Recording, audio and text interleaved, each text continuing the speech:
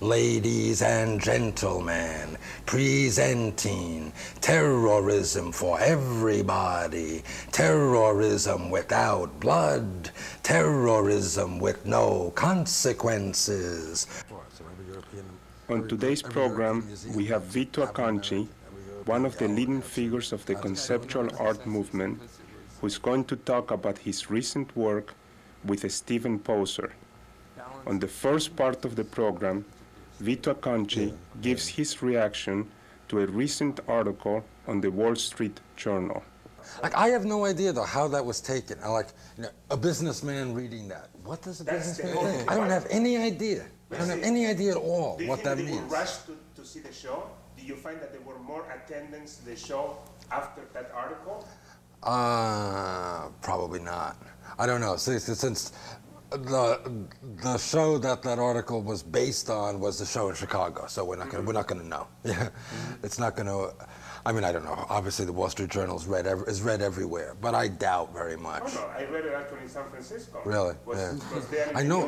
Somebody. The great thing is somebody sent me a copy of that Wall Street Journal from Switzerland. I thought that's perfect. You know? Yeah. Obviously, it should come from Switzerland. Yeah. In case the Wall Street is rushed to find out, what's the latest work of Vito Acconci that we can buy. I have, as far as I know, Sonneban hasn't gotten any. Sonneban hasn't gotten any calls about sales. Certainly hasn't done anything about sales. They wanted to be a guest of the show. I've gotten no response because of the Wall Street Journal, as far as I know. Nothing has happened differently because of the Wall Street Journal. I have no idea how it functions. Does it function? Does it? I mean, does it maybe sort of very conveniently put art in its place? You know, if this is on the front page of the Wall Street Journal, the businessman reading it could think, wonderful. Artist has curiosity interest. Right. Artist has crazy person. So we can know about it. You know, this is now in our hands, but we don't have to do anything about it. I mean, it's presented here.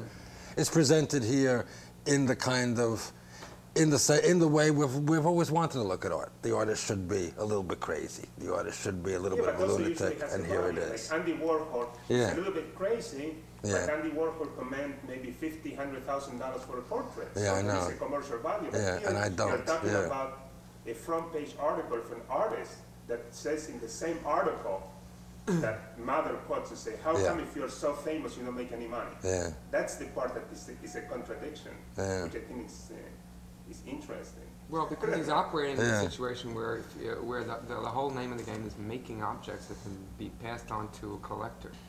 And if you don't do that, what do how do you operate in that situation? Yeah, but I can't pretend that I don't do that. No, you do that.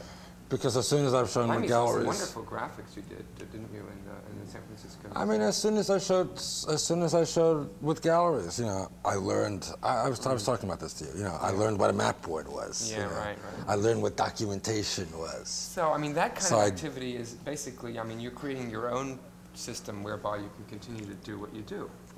And one of those things you have to do is to make stuff that people can then... Sure, you can say that, sure. I have to keep on, I want to keep on doing work, therefore I have to do the stuff that's going to give me some money. At the same time, obviously, by doing that, I'm supporting the system that supposedly my work is against. That's kind of silly. By doing things according to the rules of that particular, the way business is done. Sure. And also, maybe it's even more more insidious than that. I mean, there's this effort to do a piece, the space you walk through, whatever. Then there's probably more effort to try to convert this into this two-dimensional packageable space. So am I contradicting the work? If the work can exist that way, does that say something very disparaging about the work? Well, I don't think you'd probably want to regard the graphics as the work anyway. I mean, it's some kind of spin-off fine. thing, I might not want to claim that that's the work. However, a collector buying that piece, what does the collector think he or she is buying? Well, what do you think? They think they're buying an original work of art. Yeah. And in a sense, they are. They can think whatever they want. Is that the idea? Because it doesn't matter. I don't know if it doesn't matter, though. I mean, I might claim it might not matter to me, but to a kind of structure of collectorship, it does matter, I think. And it does matter that I then think in those terms because I'm making myself collectible whether I want to really believe I am or not. But you want to be collectible? Do I want to be collectible? No. Because you put yourself in the context of the art world. Yeah. You want to be collectible. But what about if you put yourself in the context of the real world? And then you become something else.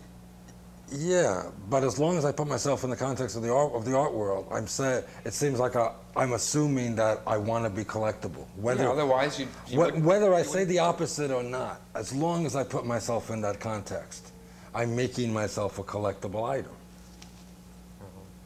Yet if I don't put myself in that context, then I can think, well, what kind of distribution system do I have? That's right. In other words, I can think of the art system as a convenient distribution system.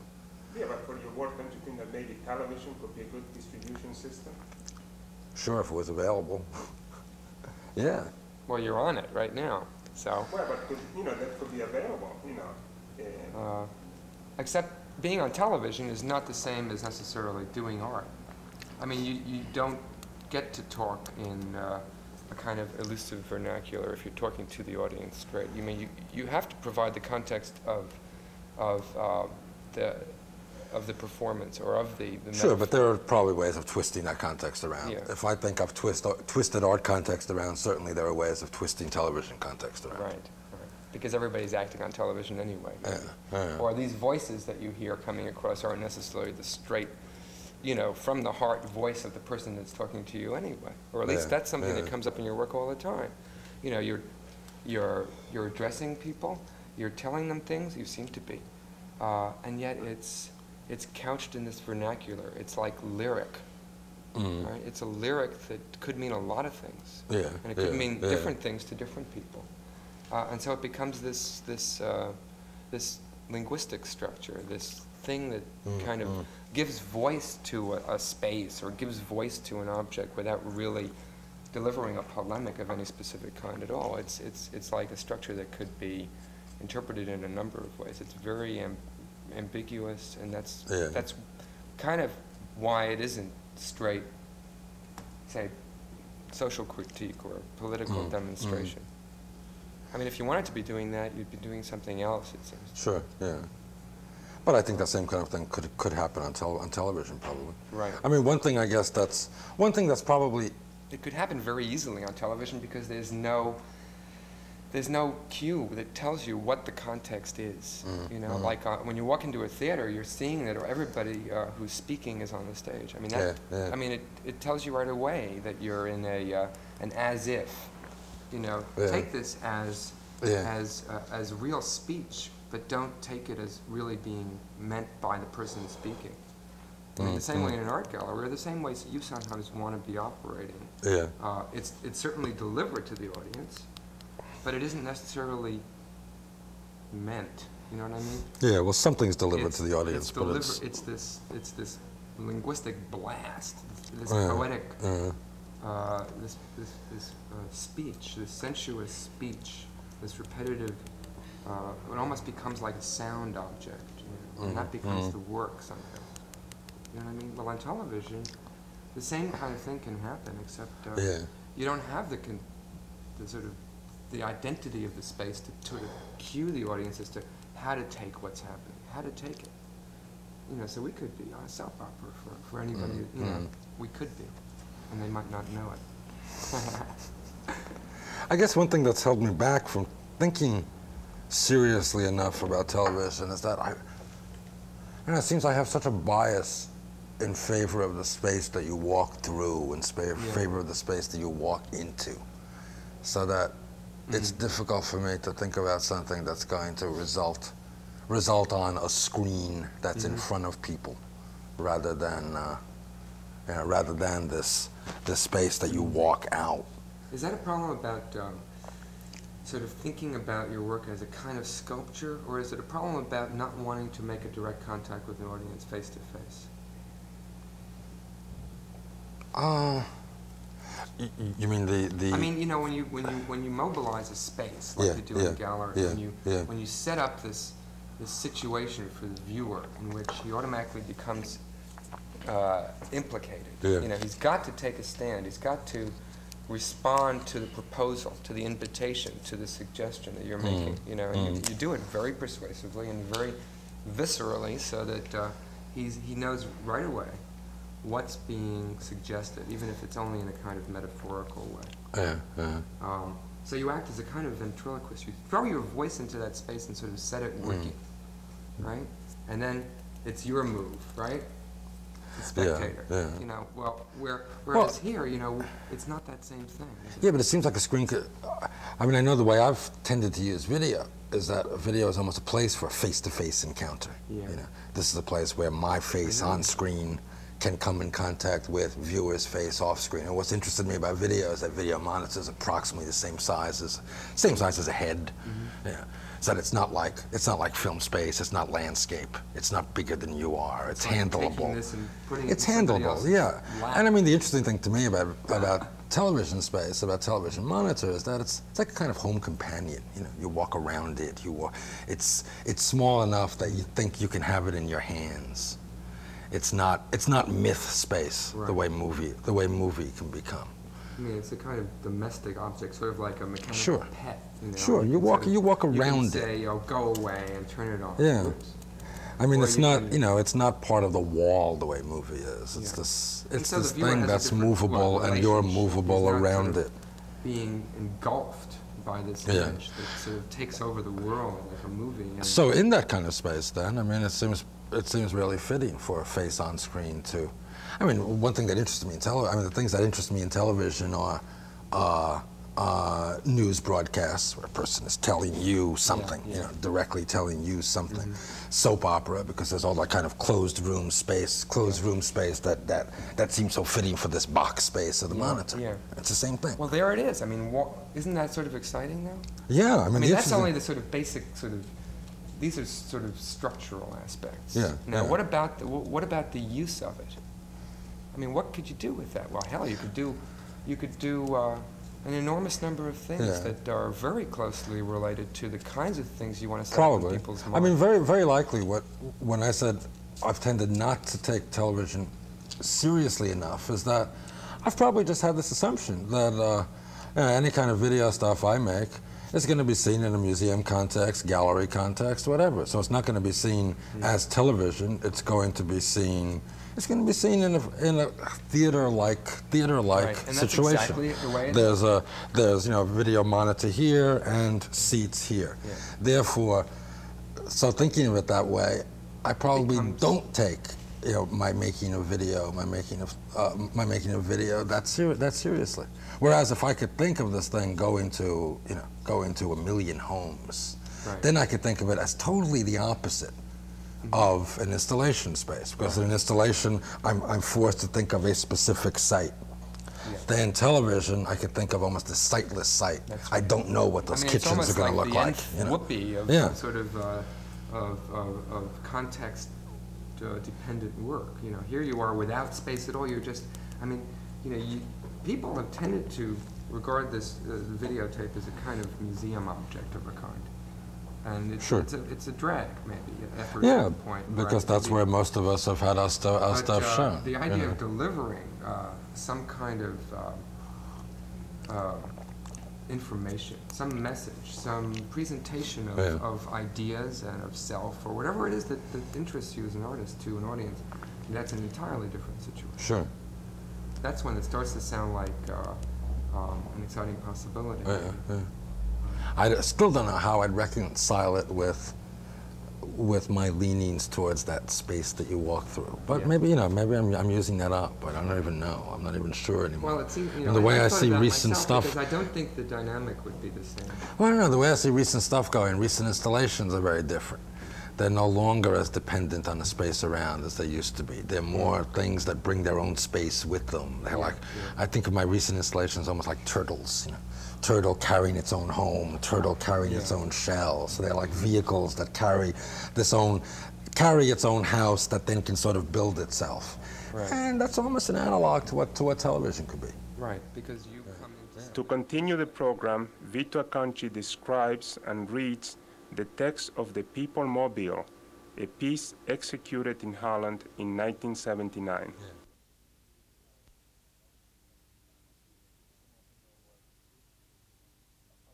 People Mobile was a piece designed for, it was a piece designed to travel to five cities in Holland.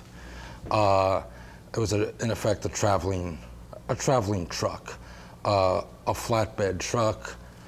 The flatbed truck, on the back of the flatbed truck were these 28 or so steel panels. In each city, in each of the 5 cities, the truck would settle in the town square for 3 days. Each day, the panels would fold off the back of the truck into a different shape, a different physical structure.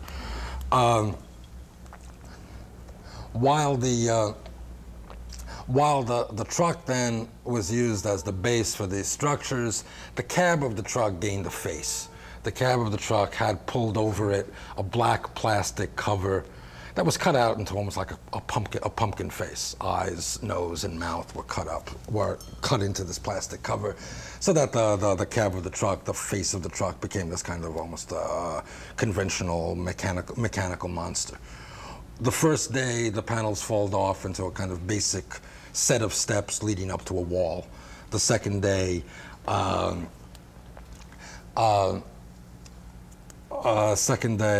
of basic shelter corridor. The third day, basic table and chair place for people to sit at. These are all much larger than, say, could be actually used for those. Could you really not really. You could sit on the table and chair. Maybe the chairs. If a normal chair is 18 inches, exactly how if the normal chair is 18 inches high, this chair was probably about 2 feet high. So and this would be left without anybody hanging around anymore. It would just be like that. Yeah, though autonomous thing, just sort of appearing out of nowhere like that. Yeah, I think there were usually people. Was there a fence around it? No. Really Oh no. accessible. It was part of the town square. On top of the cab of the truck was a speaker system, like a public address, bullhorn-like public address-like speaker. Okay, so the tape begins with this constant noise, constant car horns, multiple car horns, very confused, very loud, very jarring. The way the tape works, car horns go on for a while, say 5 seconds, 10 seconds. Car horns fade out a little bit, voice comes in. Voice ends, car horns jangle, jar again, then voice comes in, then car horns again, whatever. Okay, so car horns loud for a few. The tape was, because of the situation it was in, the tape was done with my voice in English, almost as a kind of undercurrent, and over that was a woman's voice in Dutch. If I read in English, I'll give some idea what the thing was like. I'll try to approximate what the tape sounded like. My voice probably sounded somewhat different from this on the actual tape. So there'd be car horns, 5 seconds, 10 seconds. Car horns would get lower and voice would come in. Ladies and gentlemen, is there a terrorist in the crowd? Car horns again. Car horns, 5 seconds, 10 seconds. Car horns get lower, voice comes in. Ladies and gentlemen, I have come for your terrorists. Bring me your terrorists. Watch me. I can look at your terrorists straight in the eye. Car horns loud again. Voice comes in on day 1. Voice comes in and says, welcome, welcome, welcome, terrorists, presenting a target for terrorists. I promise you, this time we're ready for you. Bang your heads against our wall. And on day 2, voice comes in, welcome, welcome, welcome, terrorists, presenting a shelter for terrorists. terrorists. I promise you, every terrorist will have a home here. Or on day 3, welcome, welcome, welcome terrorists, presenting free food for terrorists. I promise you, no terrorist will ever go hungry. Then jangling car horns again, and each day the same voice comes in. Pardon me now while I speak to the normal people, ladies and gentlemen, presenting terrorism for everybody, terrorism without blood, terrorism with no consequences. Car horns loud again, voice comes in, pardon me now while I speak to myself. I swear to you, I'm human, I'm only human. I swear to you, I'm alive again. I swear to you, you can't hurt me anymore. I'm just a machine. Car horns loud again, voice comes in on day 1, forget about me while I speak to the normal people. Ladies and gentlemen, everybody, beat down a terrorist, hang a terrorist up on the wall, show off a terrorist. Or on day 2, forget about me while I speak to the normal people. Ladies and gentlemen, everybody, take a terrorist, take in a terrorist, take a terrorist with you under our roof. Or on day 3, forget about me while I speak to the normal people. Ladies and gentlemen, everybody, set a place for the terrorist. Sit down with the terrorist. Feed a hungry terrorist. Car horns loud again. Then on day 1, pardon me now while I speak to the terrorists. Come to us, my terrorist. Climb up over our walls. Spend a normal day with us. Or on day 2, pardon me now while I speak to the terrorists. Come to us, my terrorist. Squeeze in with the normal people. Spend a normal day with us. Or on day 3, pardon me now while I speak to the terrorists. Come to us, my terrorist. Sit next to the normal people. Spend a normal day with us. Car horns loud again. Car horns fade out. Then voice comes in like a kind of telephone voice saying, at the tone, the time will be 1 o'clock exactly, and there'll be a bong. Then at the tone, the time will be 2 o'clock exactly. But they start to overlap, so that by the time you get to at the tone, the time will be 12 o'clock exactly. There's still the voice saying at the tone, the time will be 11 o'clock exactly. At the tone, the time will be 10 o'clock exactly. And they're all these bongs together. As the bongs are fading out, voice comes in and says, check your watches. I'm warning you. When the time I say is the time you have, when the time I say is the right time, something's going to happen here. Something's going to happen here. Something's going to happen here. Then back to the beginning. The thing was like, I guess each day the thing was in a town square for approximately 5 hours, 6 hours. Usually on a kind of Friday, I think the days were, I don't remember if they were Thursday, Friday, Saturday, yeah. Sunday, depending on town square.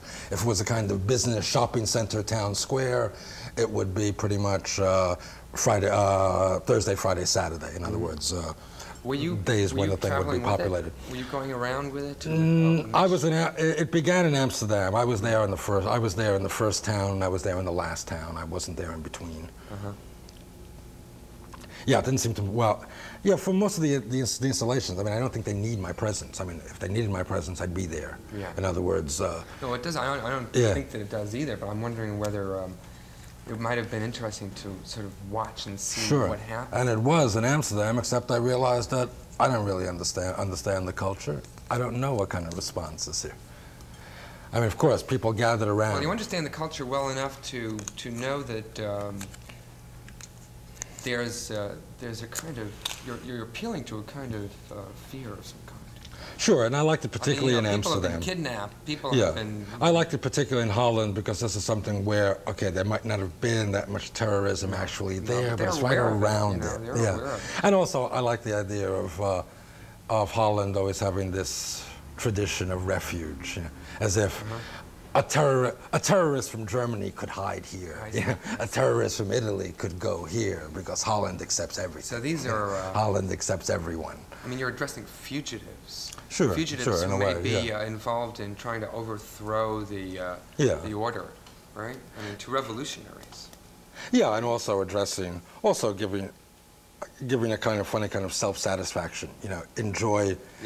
Enjoy this kind of, you can sort of enjoy this kind of terrorism because it doesn't have any blood, doesn't have any consequences. It's like so here's a safe terrorism. It's like watching a really a great war picture or something. Yeah. I mean, you get that, oh my gosh, what if this really were real? I mean, what if the air was filled with these things, not just as a kind of reminder of what could be, but what is. I mean, I had this idea of... Very potent stuff, isn't it? Hopefully, Yeah, sure. I mean, I had the idea for a while of doing something in town squares, because it seemed to me that stuff of mine had been using exhibition space, gallery space, museum space, had been using it as a place for a potential community meeting. This is a place where where public is going to gather together anyway. Now the public is gathered together. Can a piece be the occasion for calling a kind of community meeting to order? So, for example, obviously you had the next step, work where you had a big long table in the art gallery and it had the stools, and you were then using that as an occasion for asking some questions that maybe appeal directly to not only the audience for that space as an art gallery on West Broadway. Yeah, it could go off that, I think, and go to larger questions. Right. So it seemed like if I was using gallery space as if it was a town square, obviously the step should be do something in a kind of town square. But you're not using it like a soapbox speaker, right? I mean, you're not getting up and saying, now I've got your attention, here's what I want to say. Bang. Message. In a way, I almost am. In a way, it seems almost like a kind of parody of that. Yeah, now I've got your attention, this is what I want to say, but what I want to say then becomes tremendously twisted and confused. What about that? I mean, is it because you don't know what you want to say to them because you don't know who you're talking to, or is it because you don't want to say anything directly indicative of your own attitudes because you want this to be some kind of more metaphorical, ambiguous kind of experience? Well, I'm not sure. I guess for me it seems like, sure, I would want to think of my art as, quote, political. I'm sure a lot of people think of their stuff as political, would be vehemently against stuff of mine because I'm not making a political stand. I'm not taking a political stand. It's being somewhat evasive about what it really wants to say. Yeah, I guess I would claim that if art is going to have a value as politics, it possibly can do something that politics, in order to sustain itself, can't do. In other words, politics, in order to sustain itself, has to keep a kind of single key. Right. What art can do then is, art as politics, on the other hand, can sort of thicken the plot. Tune in next week for another Soho TV program. My name is Jaime Davidovich, executive producer. Ciao.